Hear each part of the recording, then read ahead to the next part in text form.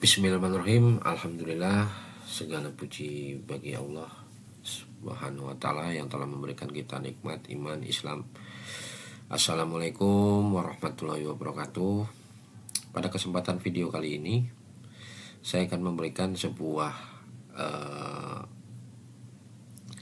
edukasi mengenai rahasia sukses yang ternyata ada di Al-Quran. Jadi kali ini kita akan berdiskusi tentang rasa sukses yang ada di Al-Quran, yang sebenarnya itu banyak banget, tetapi saya rangkum sedikit. Kalian bisa menambahkan ataupun konten kreator lain yang akan menambahkan yang lebih pun alhamdulillah.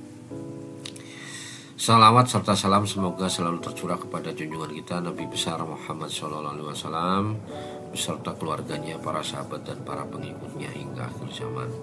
Kawan-kawan penonton YouTube yang dirahmati Allah, pada kali ini kita akan merenungkan sebuah tema yang sangat penting dalam kehidupan kita. Yang tadi saya bicarakan itu yaitu dengan judul rahasia sukses. Ternyata tips sukses sudah ada di Al-Quran. Oke. Setiap manusia pasti mendapatkan kesuksesan. Namun, seringkali kita mencari-cari cara sukses dari berbagai sumber. Itu memang betul. Tetapi, sebenarnya kalau kita kembali ke dasar, mungkin kita lupa bahwa petunjuk terbaik itu sebenarnya sudah ada di dalam Al-Quran. Al-Quran bukan hanya sebagai kitab suci, tetapi juga sebagai panduan hidup yang sempurna. Jika kita menggali makna-maknanya, kita akan menemukan berbagai tips sukses yang mencakup aspek untuk dunia dan akhirat.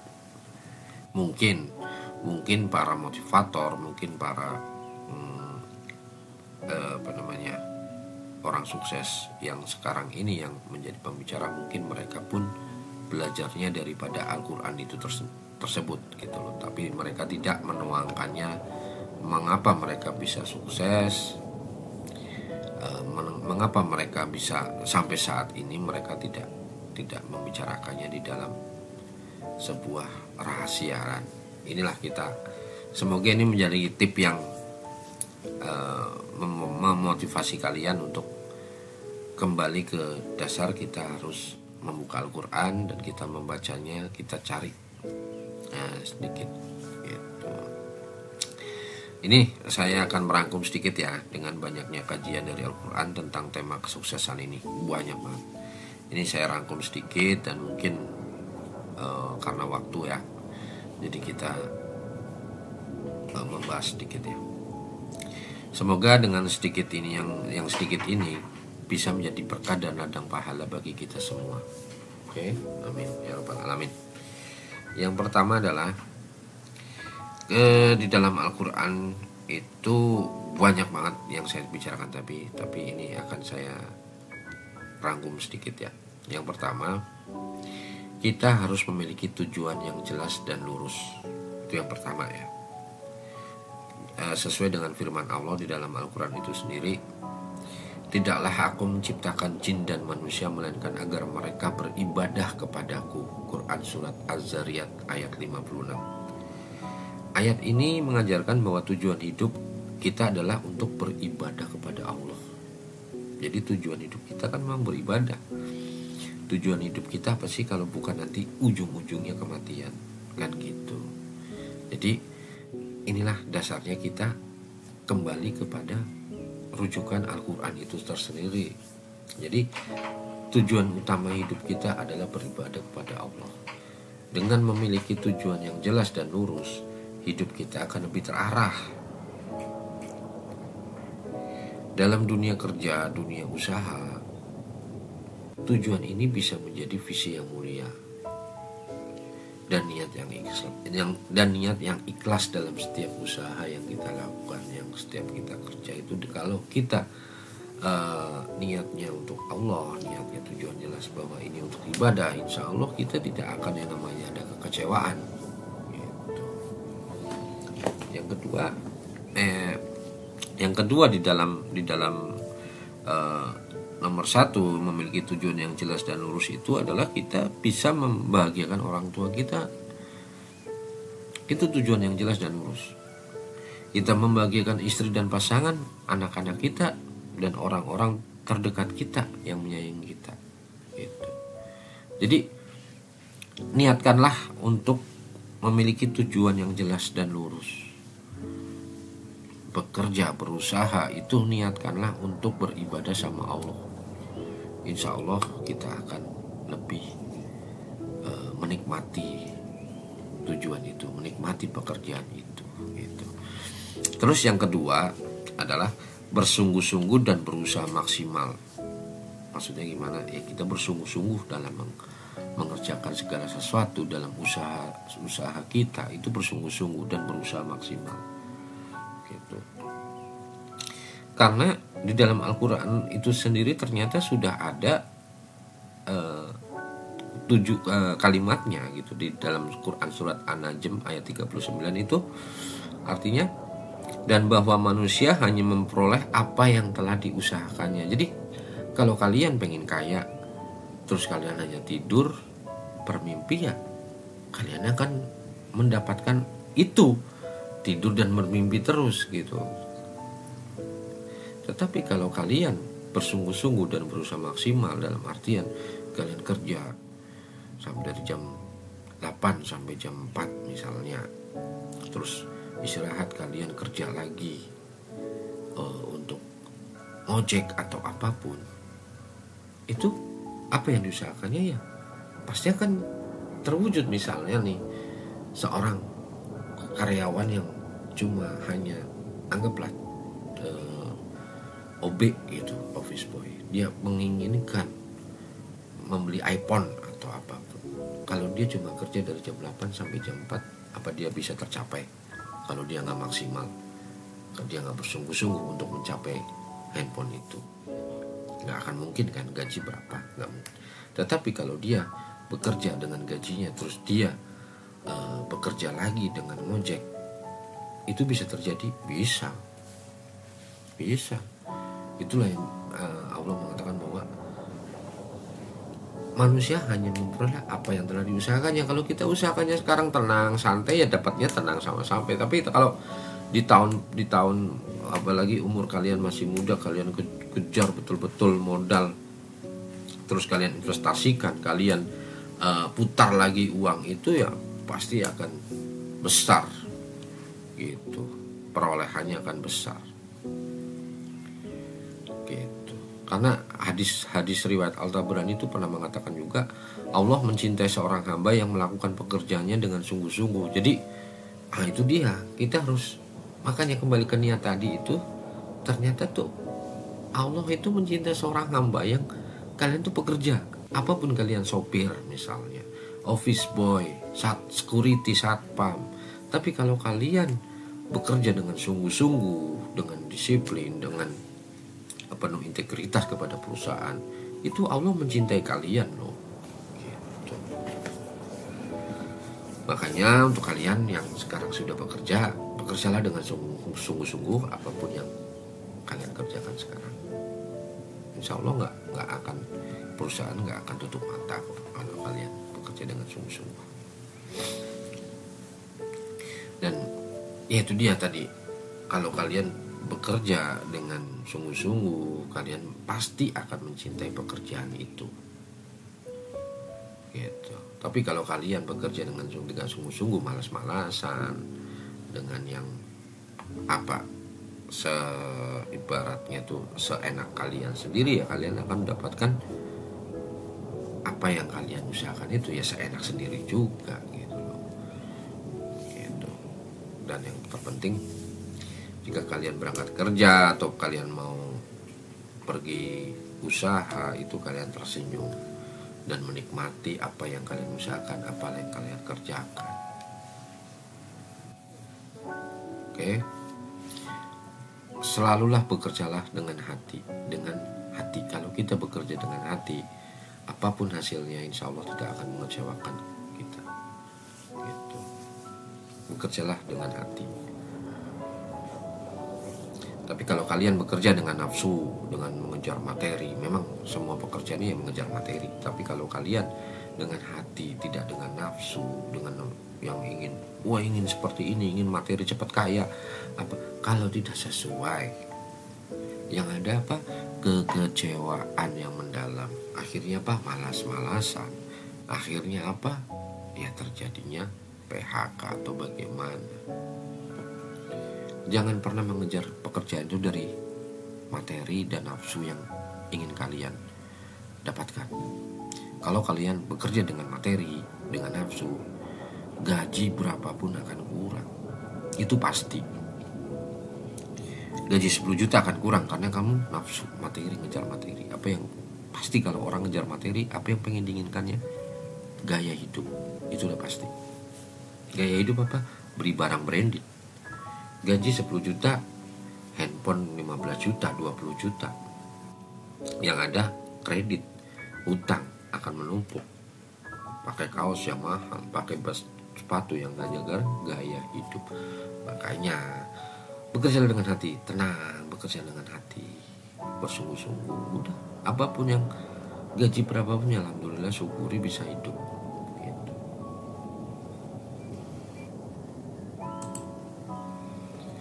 Ketiga, tawakal setelah berusaha atau bekerja.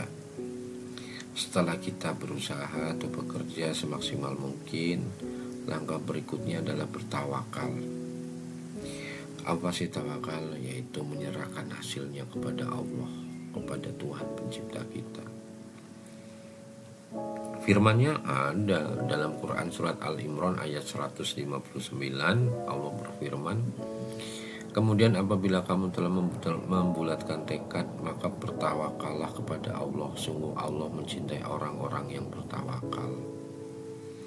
Tawakal dalam arti itu menyerahkan, itu kita tanpa usaha, tanpa bekerja, melainkan bentuk keyakinan bahwa Allah yang menentukan hasil yang terbaik untuk kita. Setelah kalian bekerja ataupun dalam bekerja, selalu ingatlah Allah, karena Allah lah yang akan memberikan rezeki dan harapan kita semua. Banyak yang bekerja siang dan malam namun dia lupa dengan yang menciptakannya. Sholat lupa, sedekah lupa, apapun lupa gitu. Yang ada kalau kita seperti itu, yang ada adalah rasa lelah, beban semakin banyak, pikiran bercabang-cabang. Oleh sebab itu, kembalilah kepada Allah di saat kalian sudah lelah bekerja ataupun sudah berusaha. Sholatlah untuk mendapatkan ketenangan setelah kalian aktivitas harian, dan memasrahkan pekerjaan di hari itu padanya. Ya, cukup gitu. Jadi kalian tidak akan terbebani dengan pikiran apapun. Yang keempat, menjaga akhlak dan kejujuran. Itu paling penting itu, di dalam pekerjaan ataupun di dalam usaha. Sampai di dalam ada sebuah buku itu, buku Islami itu mengatakan bahwa kejujuran adalah kunci sukses. Karena Allah sendiri yang langsung berfirman di dalam Quran surat An-Nisa ayat 58, sesungguhnya Allah memerintahkan kamu untuk menyampaikan amanat kepada yang berhak menerimanya. Maksudnya itu menyampaikan amanat itu menyampaikan sesuatu yang penting, kayak duit, apapun itu amanat, kepada yang berhak. Jadi yang tidak berhak itu tidak boleh gitu. Akhlak yang baik dan kejujuran tidak hanya mendatangkan keberkahan, tetapi juga membuat kita dipercaya oleh orang lain, baik dalam pekerjaan, bisnis, ataupun kehidupan sehari-hari di dalam keluarga gitu. Pentingnya kita untuk menjaga akhlak dan kejujuran itu. Kalau kalian seorang pekerja, seorang pengusaha, jika kalian punya sifat yang ini, itu insya Allah kalian akan bersinar. Ini ya, kita menceritakan ke inspiratif ya, sebuah kejujuran. Mungkin kalian pernah mendengarkan berita ya, seorang pegawai kontrak kereta api, cleaning service bandara KRL ya. KRL itu kereta api rel. KRL itu tanpa sengaja dia menemukan dompet dari seorang penumpang, bukan dompet, maaf, amplop, itu isinya 500 juta. Dia kembalikan kepada orang yang bersangkutan, dia kembalikan, dia laporkan kepada pihak kereta api di stasiun bandara, sampai beritanya viral setelah dia memberikan amplop itu karena kejujuran dia itu 500 juta loh. Tetapi kalau dia ngambil, memang dia kaya tapi sementara, habis itu miskin, habis itu nggak tahu harus bagaimana kan. Tapi kalau dengan kejujuran dia sekarang diangkat menjadi pegawai tetap kereta api kalau yang saya dengar ya. Terus diberikan reward oleh perusahaan kereta api KRL itu. Coba bayangin, hanya seorang cleaning service, banyak sekali. Satpam juga pernah, kalau kita mendengarkan banyak banget apa gitu ya, kalau saya pernah dengarkan juga. Maka dari itu, yuk mulailah kita dengan hal kecil itu dengan kejujuran, belum terlambat. Yuk, mari kita perbaiki sama-sama yuk. Oke, yang keempat sudah mengenai menjaga akhlak dan kejujuran. Yang kelima adalah sabar dan tidak mudah putus asa. Kesuksesan seringkali memerlukan kesabaran. Dalam Quran Surat Al-Baqarah ayat 286, Allah mengingatkan bahwa dia tidak akan membebani seorang di luar kemampuannya. Selain itu, Allah menjanjikan bahwa setelah kesulitan akan ada kemudahan itu. Dalam Quran Surat Al-Insyirah ayat 5-6. Yang jelas jangan pernah putus asa dari rahmat Allah. Mintalah, makanya mintalah di saat kita sholat. Jangan minta sesuatu, tetapi minta, ya Allah berikanlah aku rahmat. Itu, berikanlah aku kekuatan, berikanlah aku rahmat. Itu kalau saya ya, terserah kalau kalian nggak tahu. Kalau saya itu insya Allah itu yang sering saya doakan di saat sholat. Oke. Susah, ya memang. Namanya hidup ya pasti susah. Karena hidup adalah ujian. Siapapun kalian akan mengalami yang namanya ujian. Orang kaya, orang miskin, itu pasti akan mengalami ujian. Orang kaya sakit, orang miskin gak punya duit, kan udah. Ujian yang paling hebat itu adalah orang udah nggak punya uang, orang miskin sakit, itu ya. Makanya itu kalian yang mendengarkan ini, kalian bersyukur dengan kondisi saat ini kalian adalah hal yang luar biasa gitu. Karena ujian akan selalu ada, yakin. Tapi bagaimana kita melalui ujian itu?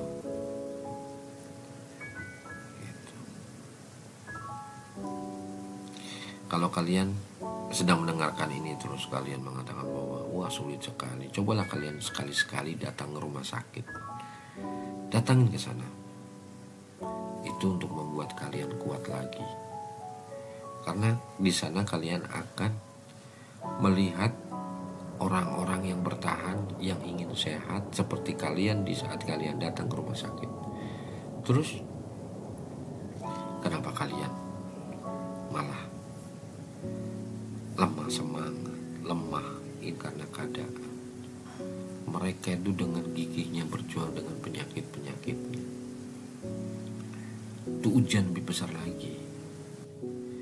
Yang di sana ujian dengan rasa sakit tiap hari yang mereka rasakan, tapi mereka tetap bersabar dan tenang. Cobalah kalian kalau di dalam saat ini kalian ada posisi tersulit, datanglah ke rumah sakit, kalian lihat di sana.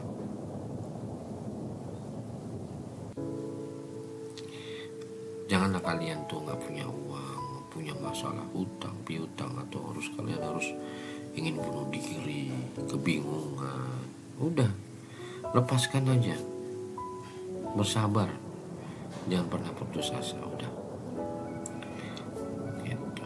Nggak akan pernah membunuh kok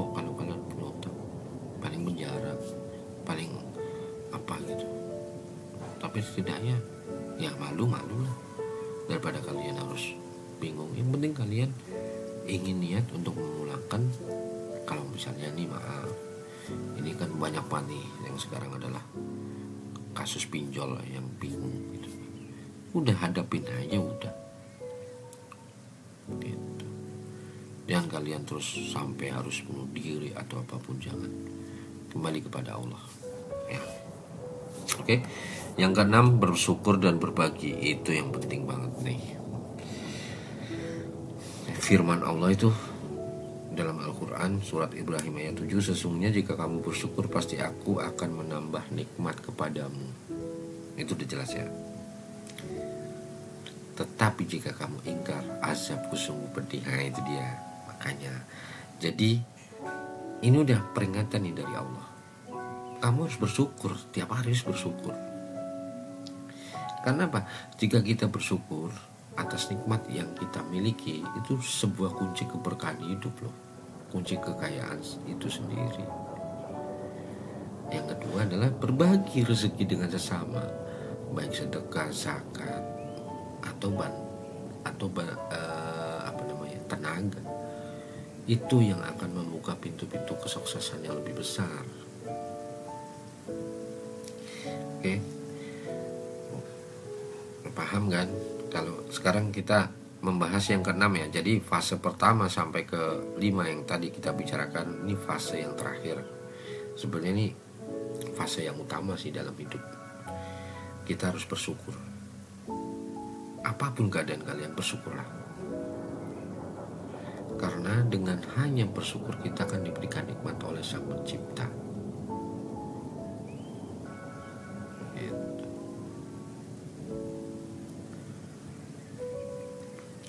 Bersyukur bukan hanya diucapkan dengan lisan, tetapi harus diwujudkan dalam tindakan. Bagaimana caranya?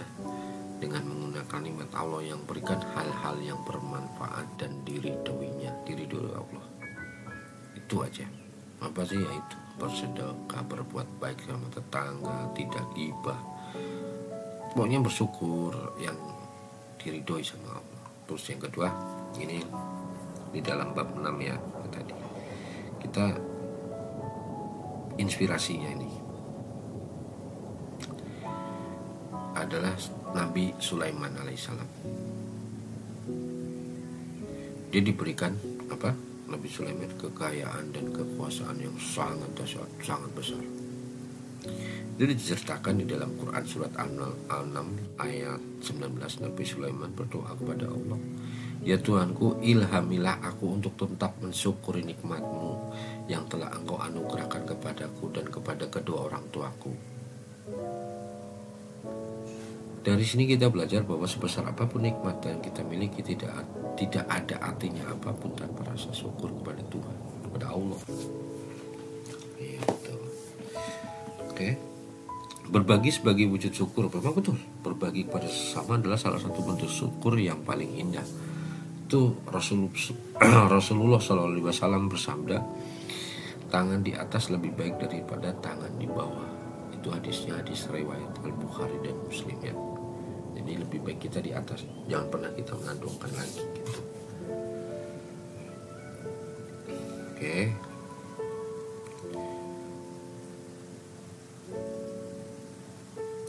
Yang jelas ini ya, yang nomor 6 ini yang tentang bab bersyukur dan berbagi, itu ada penelitiannya dari beberapa sumber ya. Jadi manfaat bersyukur dan berbagi itu banyak banget. Antara lain, satu, yang pertama adalah kebahagiaan. Itu udah diteliti loh sama peneliti-peneliti. Itu kebahagiaan kalau kita berbagi ya sama orang lain. Manfaat bersyukur dan berbagi itu. Kalau kita berbagi, kita memberikan uang, memberikan apapun, zakat apapun kepada orang yang membutuhkan, itu rasanya beda loh. Rasa bahagia kita beda. Yang kedua adalah keberkahan harta kita. Allah akan mengganti harta yang kita sedekahkan dengan yang lebih baik loh. Itu di dalam surat Quran, surat Al-Baqarah ayat 261. Jadi kalian jangan takut kalau kalian sedekah, kalian zakat itu kalian miskin, kalian tambah kaya, insya Allah. Tapi kalau kalian niatnya betul. Yang berikutnya manfaat itu itu peningkatan empati kita jadi merasa kita pun punya rasa kasihan kepada orang lain gitu, peka kita ya sepertinya seperti itu. Kita udah terlalu panjang nih, 1 sampai 6 yang kita rangkum. Yang pertama yang tadi adalah satu adalah kita harus memiliki tujuan yang jelas dan lurus. Yang kedua, bersungguh-sungguh dan berusaha maksimal. Yang ketiga, tawakal setelah berusaha. Yang keempat, menjaga akhlak dan kejujuran. Yang kelima, sabar dan tidak mudah putus asa. Yang keenam, bersyukur dan berbagi ya. Oke, itu dulu dari saya. Alhamdulillahirrahmanirrahim. Semoga semua dirahmati oleh Allah. Oke, Bismillahirrahmanirrahim. Yuk kita berdoa. Ya Allah, jadikanlah kami hamba-hambamu yang pandai bersyukur atas nikmat-Mu dan ringan tangan dalam berbagi kepada sesama. Limpahkanlah keberkahan dalam hidup kami dan jauhkanlah kami dari sifat kikir dan lalai akan nikmat-Mu. Amin ya rabbal alamin. Oke, assalamualaikum warahmatullahi wabarakatuh.